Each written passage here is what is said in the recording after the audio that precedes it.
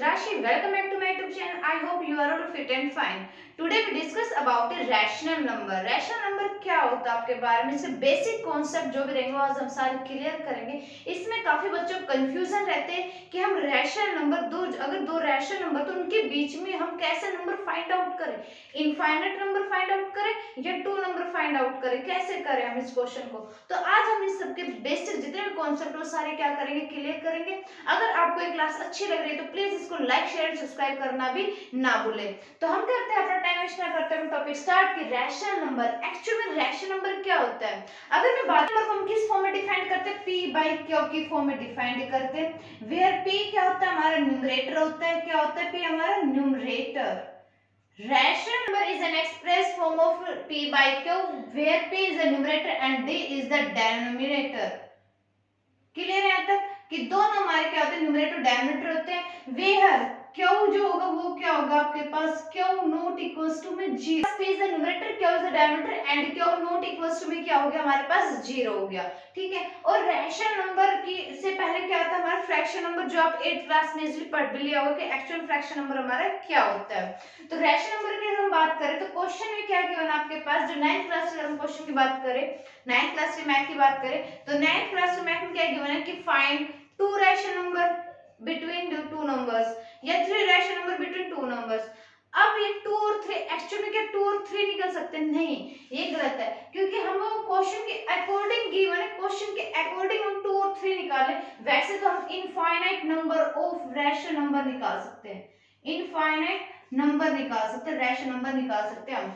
जब हमारे पास कोई दो नंबर गिवन है तो उनके बीच में हम infinitely rational number find out कर सकते हैं। लेकिन क्वेश्चन के अकॉर्डिंग भाई 2 निकालना, 3 निकालना, 4 निकालना, डिपेंड ऑन योर क्वेश्चन कि क्वेश्चन के क्या रिक्वायरमेंट है, क्वेश्चन के उसके अकॉर्डिंग हम ये इनफाइनाइट नंबर है या जितने भी नंबर्स उसको हम जो गिवन है क्वेश्चन में वो हम फाइंड आउट करते हैं। क्वेश्चन फर्स्ट आपके पास क्या गिवन है, इस 0 एक रैशनल नंबर, क्या 0 एक रैशनल नंबर है।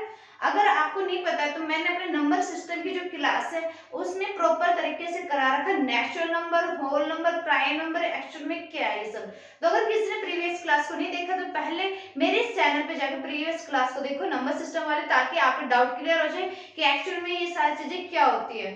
तो हम देखें कि इज ए 0 रैशनल नंबर, क्या 0 एक रैशनल नंबर हो सकता है? यस, 0 एक रैशनल नंबर हो सकता है। क्यों हो सकता है? अरे क्वेश्चन में हमारी जो डेफिनेशन रैशनल नंबर की वो ये बोले क्यों नॉट इक्वल्स टू 0 होना चाहिए, क्यों 0 के इक्वल नहीं होना चाहिए आपका जी, p भलाई आपका 0 के इक्वल आ जाए, कोई दिक्कत नहीं है, p भलाई 0 आ जाए आपके पास। ठीक है, p भलाई 0 आ जाए, क्यों 0 नहीं होना चाहिए, वो एक रैशनल नंबर नहीं होती। तो क्यों 0 है तो p 0 है तो that is a rational number. तो आंसर में क्या लिखोगे, yes 0 is a rational number. Clear है तक, जैसे कि मैंने आपको पॉइंट बता चुका है क्यों है 0 हमारा एक रैशनल नंबर। उसके बाद बोले can you write in p by q form, yes हमने ये लिख दिया p बाय q के फॉर्म में हम लिख चुके हैं। क्लियर है तक, तो फर्स्ट क्वेश्चन आई होगा आपको समझ में आ गया होगा कि फर्स्ट क्वेश्चन बोल रहा है कि 0 क्या एक रैशनल नंबर है, क्या हम इसको p बाय q के फॉर्म में लिख सकते हैं। तो आप लिखोगे yes 0 is a rational number because question में सॉरी रैशनल नंबर की जो डेफिनेशन वो ये बोलती है क्यों जो वो नॉट इक्वल्स टू 0 होना चाहिए आपका। ठीक है, p भलाई 0 कोई दिक्कत नहीं है। Okay, is that clear. तो हमारे इस रैशनल नंबर की फॉर्म में हम लिख चुके हैं और 0 भी हमने डिफाइन कर दिया है। क्लियर है। अब थर्ड क्वेश्चन क्या है कि find 6 rational number, find 6 rational number, rational number between 3 and 4, मतलब 3 और 4 के बीच में आपने कितने रैशनल नंबर निकालने, 6 निकालनी है। तो इस क्वेश्चन को कैसे करोगे कि find 6 rational number between 3 and 4। अब देखो ध्यान से समझो अब क्वेश्चन को, यहाँ पे आपकी दिक्कत आती है, यहाँ पे आपकी प्रॉब्लम आई स्टूडेंट को कि दो नंबर के बीच में हम रैशनल नंबर कैसे फाइंड आउट करें, और जबकि ये हमारी रैशनल नंबर की फॉर्म में है ही नहीं, ये तो ओनली एक इंटीजर गिवन है 3 और 4। दो अगर रैशनल नंबर गिवन होते तब तो कुछ सोचते भी। इसमें आप कैसे करोगे, देखो जो यहाँ पे गिवन है कि रैशनल नंबर कितना निकालने, 6 निकालने, तो इसको क्या मान लोगे n क्या मान लिया आपने 6। क्लियर है। अब दो नंबर के बीच जो रैशनल नंबर निकालते उसका ट्रिक क्या होता है, n प्लस में 1। देखो ये जो क्वेश्चन रहेगा ये काफी तरीकों से निकल सकता है आपका, तो इसमें ज्यादा कंफ्यूज नहीं होना है। एक फॉर्मूला जैसे इसमें ये भी होता है कि a प्लस b बाय में क्या हो गया 2, मतलब कि आपने 3 + 4 किया अपॉन में क्या किया 2, तो 7/2। उसके बाद देन और स्टेप होते हैं, उसके बाद ये भी सोल्व होता है आपके पास। ये तरीका हो गया। एक मेथड ये भी है कि n जो गिवन है उसमें हमने n+1 कर लिया, तो ये क्या हो गया हमारे पास 7 हो गया। ठीक है, तो जो 7 हुआ है उसके अपॉन में लिख दो 3/7 और एक क्या लिख दिया हमने 4/7। क्रॉस मल्टीप्लाई कर दो इनको, तो 7 3 जा 21 बाई कितना हो गया हमारे पास 7 3 जा 21 अपॉन में क्या हो गया 7 और 7 4 जा कितना हो गया 28 अपॉन में क्या हो गया हमारे पास 7। अब इनके बीच में रैशनल नंबर निकाल लेते हैं। इनके बीच में रैशनल नंबर क्या हो जाएगा 22 अपॉन में 7, 23, 24, 25, 26 एंड 27 अपॉन में 7। देखो आपके पास 6 आ गई। 1 2 3 4 5 6 6 रैशनल नंबर हमें इनके बीच में निकालने थे। तो एक मेथड आपके पास ये हो गया कि जो आपके पास जितनी नंबर आपने निकालने हैं उसमें आप 1 ऐड कर दो, 7 उनके अपॉन में कर दो। डिनोमिनेटर लाइक करना होता है, मतलब कि सेम करना होता है डिनोमिनेटर आपने। अब देखो मेरे यहाँ पे डिनोमिनेटर सेम हो गया। डिनोमिनेटर सेव करने के बाद एक फिर तरीका क्या आपके पास ये क्रॉस मल्टीप्लाई कर दो 7 3 जा 21 7 4 जा 28। अब इनके बीच में देखो रैशनल नंबर कैसे निकालोगे 21 और 28 के बीच में 22 23 24 25 26 27। so there are 6 rational number, that is your answer 22 23 24 25 26 27 पर में 7। is that clear? I hope आपको समझ में आ गया होगा ये मेथड हम कैसे अप्लाई करेंगे। क्वेश्चन क्या आपके पास कि find 5 rational number between 3/5 and 4/5। ठीक है, ये आपका थर्ड क्वेश्चन कि आपके पास दो नंबर गिवन है 3/5 एंड 4/5, उनके बीच में आपने 5 रैशनल नंबर निकालने हैं। तो कैसे फाइंड आउट करोगे? अब आप करोगे, मैम ने एक मेथड बताया कि जो हमारे पास ये गिवन है इसको मान लेते हैं n इक्वल्स टू क्या होगा 5, n+1 क्या हो गया हमारे पास 6। अब जो 6 है उसको इससे मल्टीप्लाई कर लेंगे हम, 5 रैशनल नंबर निकल के आ जाएगा। देखो चेक करते हैं 6 जो हमारे पास आया उसको, क्योंकि डिनोमिनेटर हमें सेम रखना है, इस चीज का ध्यान रखना कि डिनोमिनेटर को लाइक करना, सेम रखना। अगर सेम हो गया तो आप इजीली उसको फाइंड आउट कर लोगे। अगर फिर भी आपको सेम करना नहीं आ रहा है तो जाहिर सी बात है नंबर को आप 10 से मल्टीप्लाई कर देना, 10 से मल्टीप्लाई करने के बाद वो हो जाएगा। फिर भी नहीं होता है तो उसके बाद एलसीएम लो। तब मैं आपको 2-3 एग्जांपल समझाऊंगी ताकि आपके जितने भी डाउट्स है वो सारे क्लियर होते जाए। क्या हुआ है देखो 3/5 है, नीचे जो डिनोमिनेटर है उसको हमने क्या रखना है सेम रखना है। रिमेंबर दैट, मैं बार-बार बोल रही हूं तो डिनोमिनेटर उसको सेम रखना है। सेम रखने के लिए आप 10 से मल्टीप्लाई कर लेंगे। यस 10 3 से क्या होगा 30, 10 5 से क्या होगा 50। सेम एज 4/5 को न्यूमरेटर डिनोमिनेटर हमें सेम नंबर से मल्टीप्लाई करना है। 10 4 जो 40 एंड 10 5 जो 50। 30 और 40 के बीच में आप 10 रैशनल नंबर निकाल सकते हो, जबकि हमें बोला कितना 5। तो इसलिए आप दो जो रैशनल नंबर गिवन है, दो नंबर जो आपके पास गिवन है उसमें आप इनफाइनाइट नंबर निकाल सकते हो इजीली। क्लियर? जैसे क्वेश्चन के अकॉर्डिंग हमें 5 निकालने थे, लेकिन यहाँ पे देखो 5 से ज्यादा निकल रहे हैं और इसमें हमारे एग्जैक्ट 5 निकल रहे हैं। तो हर एक जो क्वेश्चन करने का जो तरीका रैशनल नंबर का वो डिफरेंट रहेगा। वो अगर आपके पास 6 पूछा है तो 6 निकाल लो, 7 पूछा है तो 7 निकाल लो। वो डिपेंड करेगा आपका क्वेश्चन पे कि क्वेश्चन की रिक्वायरमेंट एक्चुअली में है क्या। अब 30 और 40 के बीच में क्या हो जाएगा देखो 31 32 33 34 35 36 and 37 38 and 39। देखो कितने रैशनल नंबर आपके बीच में निकल, नंबर आपने निकाल लिए। क्वेश्चन पूछा 5 तो आप 5 तक यहाँ तक लिख दो। सॉरी ये तो 4 हो गए, यहाँ तक 35 तक ये हो गया आपके पास 5 रैशनल नंबर। अब ये तो हो गया कि आपके जो डिनोमिनेटर अगर सेम है तो निकालना।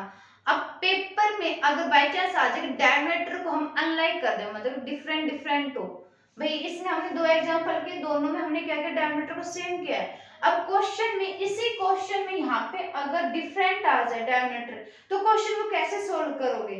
तो इसको आप सोल्व करते हैं कि हम एक डायमीटर अगर हमारा अलग अलग आता है तो उस क्वेश्चन को हम कैसे सोल्व करते हैं। नेक्स्ट क्वेश्चन क्या है, ये आपकी बुक में गिवन नहीं है, 9th क्लास की बुक में नहीं है, ये मैं एज ए एग्जांपल आपको समझा रही हूँ। अगर बाय चांस पेपर में आपकी स्टेटमेंट चेंज हो जाए कि डायमीटर अगर अनलाइक और लाइक ना हो के अगर आपके पास क्वेश्चन गिवन ऐसा आ जाए तो अब आप इस क्वेश्चन को कैसे सोल्व करोगे। तो फर्स्ट ऑफ ऑल जो नंबर गिवन उसमें डायमीटर को चेक करो सेम है, नहीं ये सेम नहीं है, तो हम इसको सेम कैसे बनाएंगे। पहले हम एलसीएम ले लेंगे। किसका एलसीएम ले लेंगे भाई, 3 और 6 का एलसीएम ले लेंगे। जैसे आपको पता है 3 और 6 का एलसीएम क्या हो जाएगा 6। अगर किसी को निकालना नहीं आता एलसीएम तो ऐसे आप निकाल सकते हो 3 1 जा 3, 3 2 जा 6, 2 1 जा 2 और ये हो गया 3 2 जा कितना हो गया 6। तो दैट इज योर एलसीएम। 6 और 3 का एलसीएम क्या आ गया हमारे पास 6 आ गया। अब 6 आ गए, अब आगे क्या करोगे। अब आपके दिमाग में सिर्फ 6 तो हमने ले लिया, देन उसके बाद हम क्या 6 आ गया, अब आगे क्या करेंगे 1/6 और क्या हमारे पास नंबर क्या है 5/3 है। ऐसे हमारे पास क्या है 6 है, ठीक है। अब नीचे जो नंबर ये तो ऑलरेडी 6 है, इसमें तो कोई चेंज करने की जरूरत है नहीं। 5/3 है, इसका जो डायमीटर उसको 6 बनाना पड़ेगा।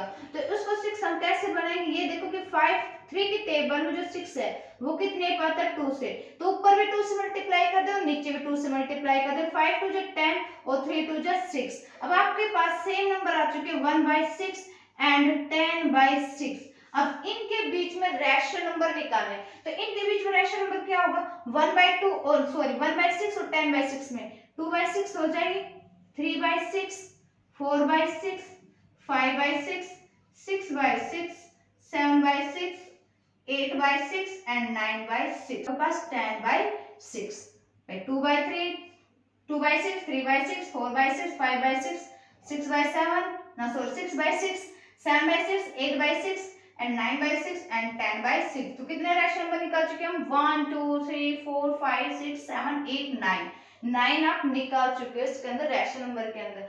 तो हमें क्या करना है, अगर डिनोमिनेटर आपका अनलाइक गिवन है सेम नहीं है तो या तो उसका एलसीएम लेके सोल्व करोगे या फिर ये देखोगे कि दोनों की टेबल में एक्चुअल में कॉमन क्या आ रहा है, दोनों की टेबल में कॉमन क्या आएगा, जो कॉमन आएगा उसी से ऊपर भी और नीचे भी क्या कर दोगे मल्टीप्लाई कर दोगे और देन उसके बाद इसलिए से अपने रैशनल नंबर जितने पूछे क्वेश्चन में उतने आप रैशनल नंबर से फाइंड आउट कर लोगे।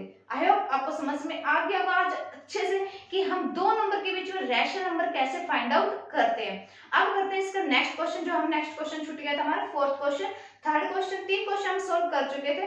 फोर्थ क्वेश्चन क्या आपका ट्रू और फॉल्स का है, किस चीज का आपको ट्रू एंड फॉल्स के क्वेश्चन है, वो थ्योरी बेस है जो मैंने आपको करा भी चुके हैं अपने प्रीवियस क्लास के अंदर कि एक्चुअली में कि natural number, whole number, rational number, integer, इनका फंडा क्या है, ये क्या काम करते हैं और क्या क्या नंबर इनमें इंक्लूड होते हैं। तो हम अपना नेक्स्ट क्वेश्चन शुरू करते हैं। Natural number is a whole number. अब देखोगे नेचुरल नंबर क्या होता है, होल नंबर क्या होता है, मैं आपको बता भी चुकी हूँ लेकिन फिर भी आज मैं रिपीट कर देती हूँ एक बार कि नेचुरल नंबर क्या होता है आपका नेचुरल नंबर।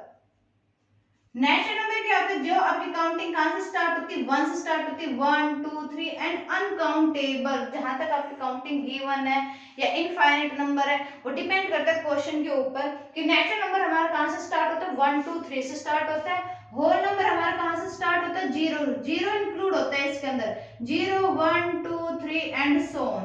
अब क्वेश्चन बोला है क्या सारे के साथ जितने नेचुरल नंबर है क्या वे होल नंबर होते हैं, दिखाओ बताओ भाई। नेचुरल नंबर 1 2 3 हो गया, होल नंबर 0 1 2 3 हो गए, तो सारे नेचुरल नंबर हमारे होल नंबर होंगे।